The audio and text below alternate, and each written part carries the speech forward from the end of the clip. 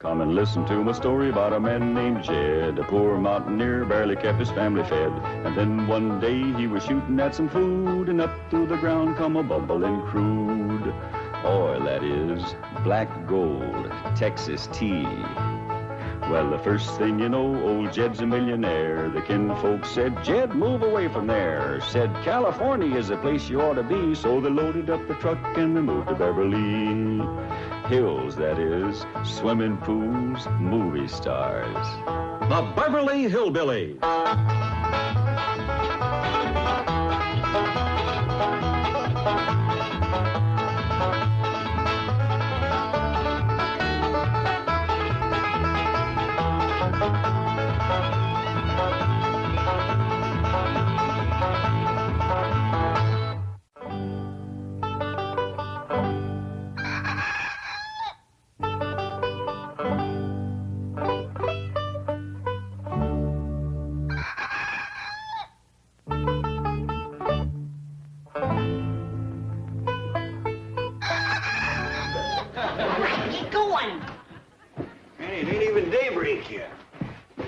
Earl, did you have to crow this early?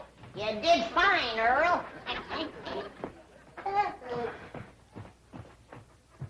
The early bird catches the worm. When we plow up that front yard out there, you're going to be up to your wishbone in them. You'll start plowing the first light of daybreak.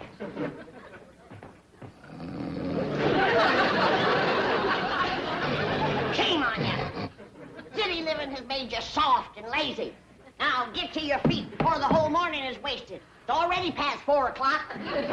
4 o'clock's powerful early. No, not when you have the whole front yard to plow, and corn to plant, and taters, and turnips, rutabagas, and onions, and oats, and barley, and watermelon. All right, Granny, all right. Now, you get in the kitchen and get some breakfast on the table, and we'll be in directly. See that you do.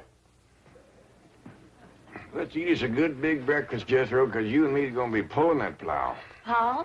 No, Ellie, now, I know you're strong and you're willing, but this here is Beverly Hills, and just wouldn't look right for a young, pretty girl to be pulling the plow. No, Ellie. Uncle Jed, what Ellie's trying to tell you is that we went out last night and got a mule to pull that plow. You did? Well, yeah, like you were saying, this here is Beverly Hills, and we got to keep up appearances. That's right. Where is it? Well, it's tied to that big tree out back. Well, Jethro, he didn't look too happy there, so I bedded him down. Good girl, Ellie.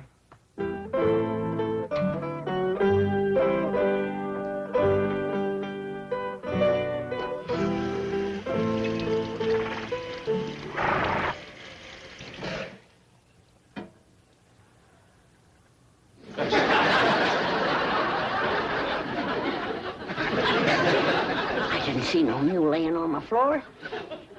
Couldn't have seen a mule laying on the floor. There ain't no mule to see.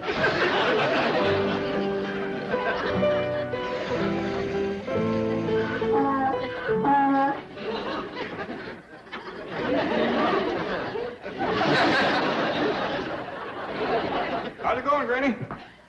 Oh, just fine, just fine. Jed, did you notice anything unusual about the kitchen this morning?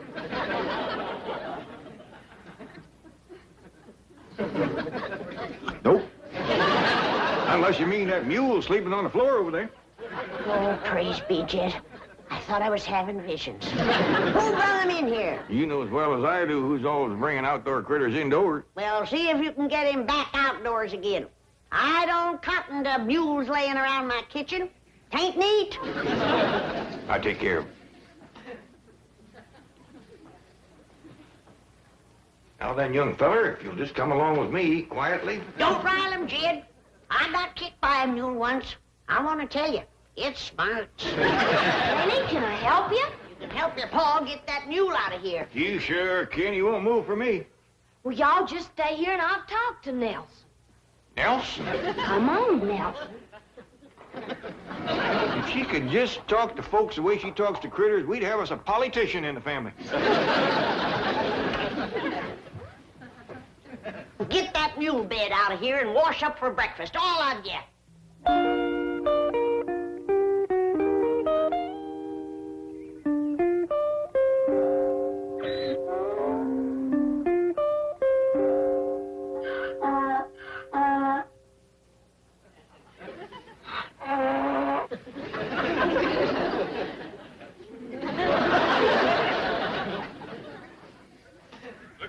That strong mule, Jethro. I hope he's broke the plow harness. He's taking to it real good, Uncle Jed. I bet you we can plow up that whole front yard before noon. They wouldn't. They might. Well, come on, let's get around front with the plow. They are. Haul, mule, haul, haul, yes. Mr. Clavitt! Mr. Clavitt, wait!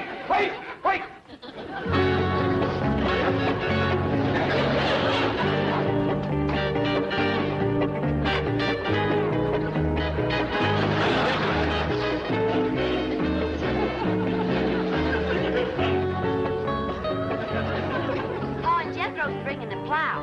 Want me to stick the rest of these in the ground for you? Yes, Ellie. This being the dark of the moon, we'll plant the things that grow underground first, like our taters and our turnips and our onions and our beets and our radishes. Then comes the light of the moon, and we'll plant our corn and our beans and our tomatoes. I spoke too fast. He ain't only willing, he's anxious.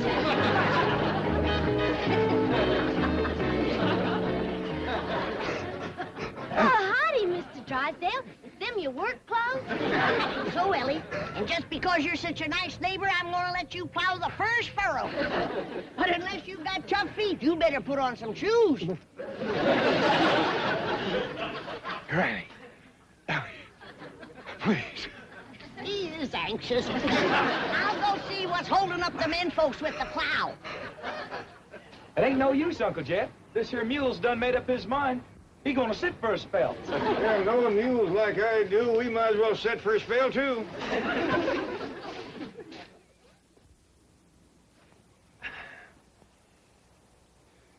You know something, Uncle Jed? He's smarter than us. This sitting beats plowing any old day. No wonder we ain't getting any work done. I ought to take a switch to the three of you, sitting back here hiding and loafing. He's the one that's loafing. Ain't a thing we can do till he gets his fill. I'll see about that. Here, Jethro. Mr. Mule, what did Ellie call this thing? Nelson. Mr. Nelson? Nelson? Now, you get up off of your big fat tailgate and commence to pulling that plow, you hear? It's gonna be a real battle of wills. I'm betting on the mule. I ain't so sure. If there's anything mulier than a mule, it's Granny. Granny?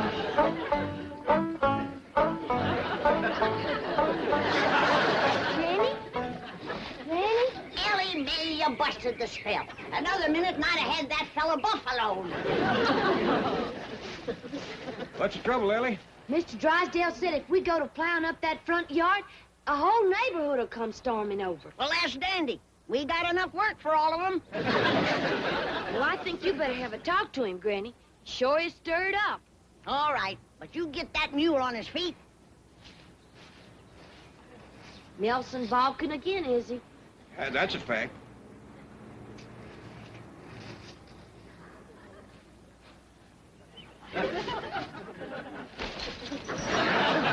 Hey, Ellie, what'd you say to that there mule?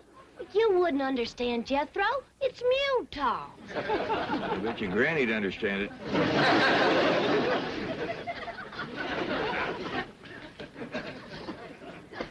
Hold on there! What the hell are you doing? Granny, you can't grow things like turnips and onions here in front of the house. That's turnip and onion soil if I ever tasted it. You can't grow anything. There's a zoning ordinance here. Now you tell me. I already swallowed it. Bless you. Thank you. Granny, you don't Bless you again. You better get some shoes on your feet. Hi, Mr. Drysdale. Hey, Ellie got the mule up, Granny, and Uncle Jed will be here with the plow directly. Bless you. I've got to get home and get some clothes on or I'll catch pneumonia.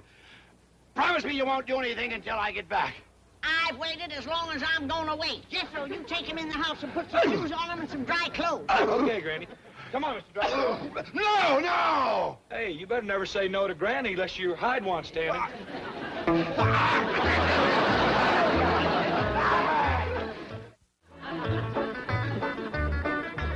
Drysdale or no Drysdale, I say let's commence plowing. Well, you promised him he could dig the first furrow, Granny. I reckon that is a thrill for a city feller. We could wait a mite longer. Yonder comes some more help.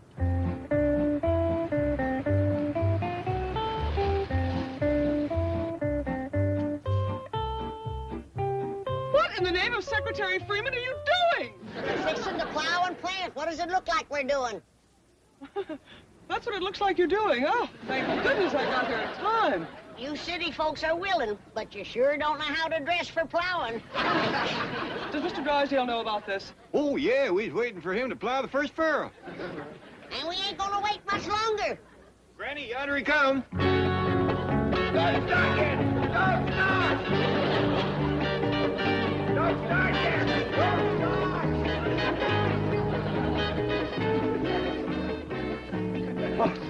It is Mr. Drysdale. I reckon he ain't done much plowing or he wouldn't be so all-fired anxious. Miss Hathaway, I'm glad to see you. The chief, you can't plow up this front lawn. There's a zoning ordinance here. We figure a little fertilizer will take care of that. Have you taken leave of Oh, your... shut up! I have no intention of plowing up this lawn, nor of allowing the clappers to do it. What did you say? Now, Granny, Mr. Clampett, let's all go into the kitchen, sit down, have a nice cup of coffee, and talk things over, eh? That's a city farmer for you. He ain't turned one spoonful of dirt, and already he's tired. Mr. Clampett, as your friend and neighbor, I beg you, I implore you, let me explain the whole thing. Well, while you two are jawing, I'll be plowing. Ellie Mae, pull up them markers. I'm going to start to work.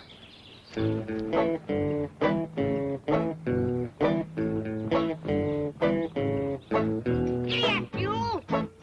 Ha! Let's go.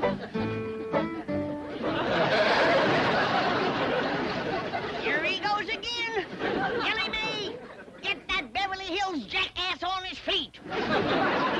Should I, Pa?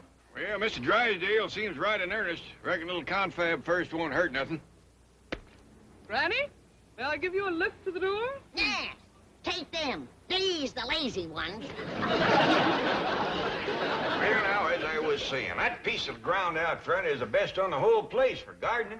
It's nice and level, it's got no stumps or brush to clear, it's handy to the house, and it's handy to the street. So as Granny can set up a little stand and sell some of the stuff she growed. Well,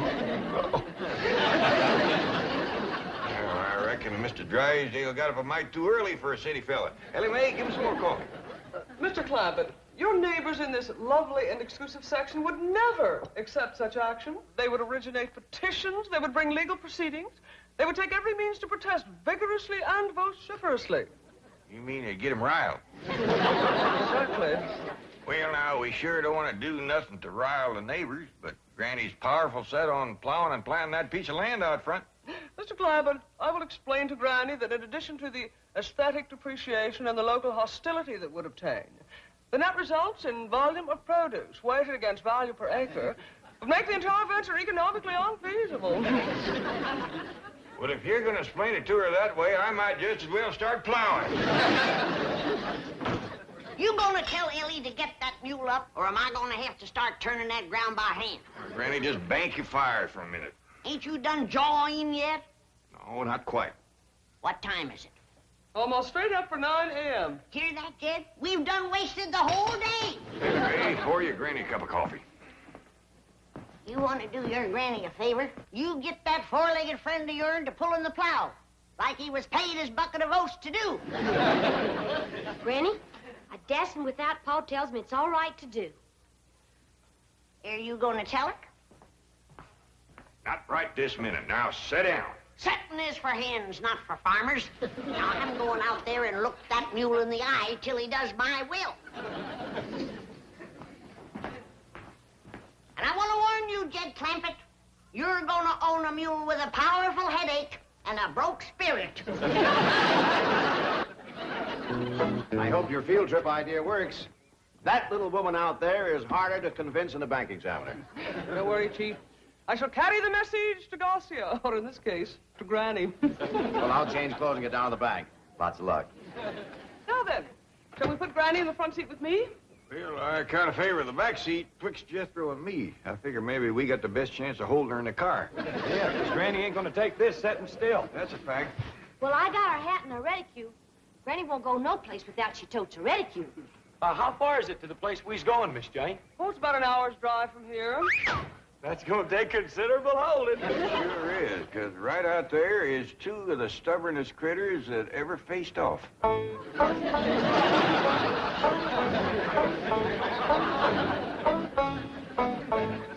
You're getting a headache. You're getting a headache. You better, because I sure am.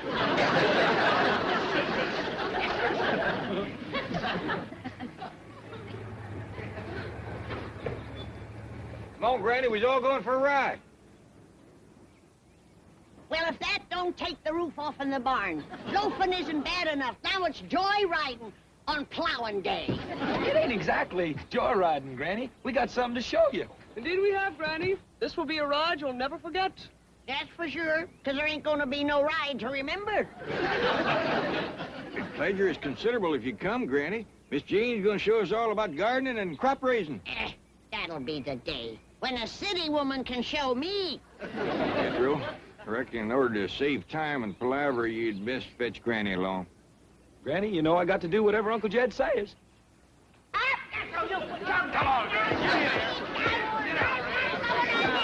Now, you have yourself a good time till we get home.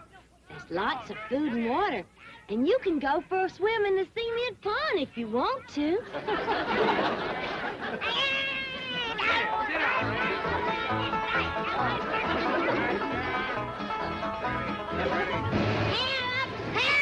I'm being kidnapped! I'm all kidnapped!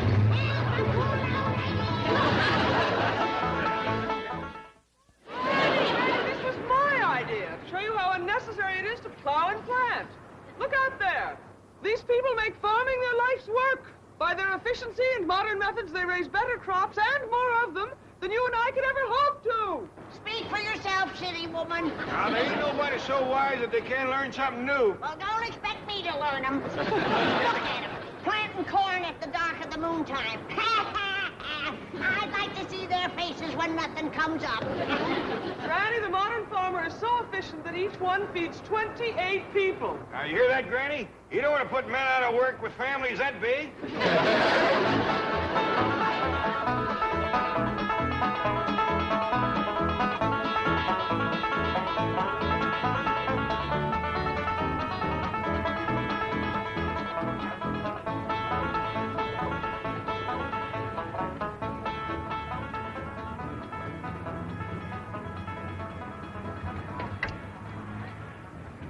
How come we stopping here, Miss Jane?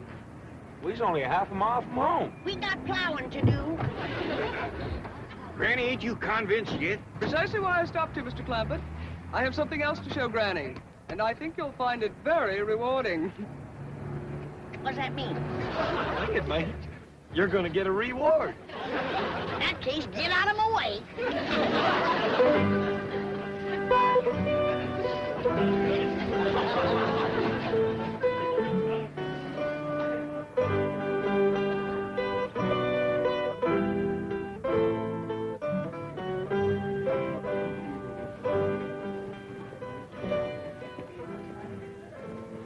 Now, Granny, while the others are exploring the rest of the market, I want to show you how unnecessary it is to plant a garden.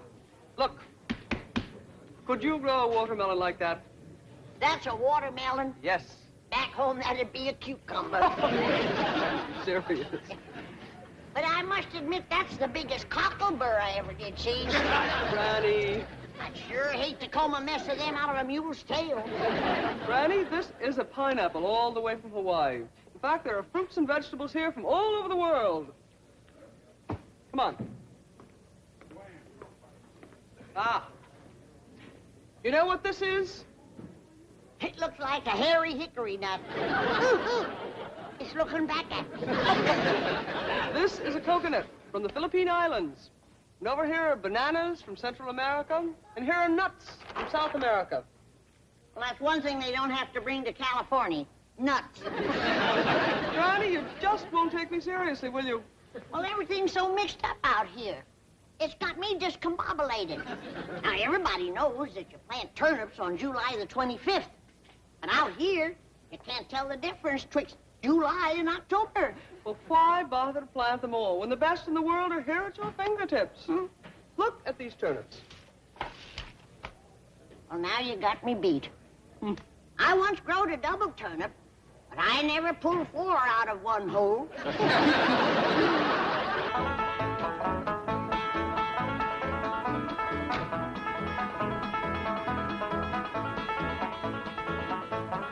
Well, Granny, how'd you like the trip? I liked it fine. Wasn't that supermarket an eye-opener? Best riddle store I ever did see. Wonderful. Now let's get busy and start plowing. But, Granny, I thought you done give up the idea of growing your own victuals. I did, till I went through that thing they call the checkout stand where you pay for what you got. Well, I went through one of them. I thought it was pretty fair. Well, by dingies, when I can't buy a sack of victuals for $5,000, then I'm going to start growing my own. $5,000. Cold cash, my life savings. I handed that girl $5,000 and she handed it back to me. Said it wouldn't buy nothing.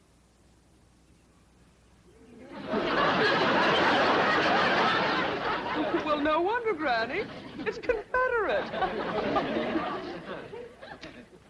So am I.